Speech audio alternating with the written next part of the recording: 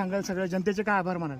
खरं तर जनतेचा आभारच मानावा लागेल का जनतेने निवडणूक हातात घेतली होती. मी सुरुवातीपासून सांगत होतो उमेदवार असतो महत्त्वाचा, पण ही जी निवडणूक होती खास करून जनतेने हातात घेतली होती आणि जनतेचाच विजय झाला आहे. निश्चितपणे इंडिया आघाडीमध्ये पण जनतेचाच विजय होणार असं मला वाटतं. 10 वर्षाचा रेकॉर्ड तोडलेला आहे आपण.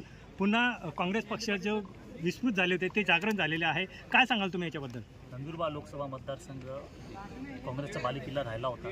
10 वर्षात कुठेतरी काही बिघडलं असेल, पण आज लोकांनी परत काँग्रेसचा पसंत केला आहे हे मला वाटतं आणि ह्याचा रिझल्ट तुम्हाला विधानसभेतही दिसेल आणि येत्या काळात जिल्हा परिषदेमध्ये दिसेल. मला काय आव्हान आहे निवडणं आव्हान काय काम आहे तुमचं? आता ॲक्शन प्लॅन बनवावा लागेल. पहिले आम्हाला बघावं लागेल की इंडिया आघाडीची सरकार येते की नाही आणि लोकांना न्याय मिळवून देणं हेच महत्त्वाचं काम राहणार आहे.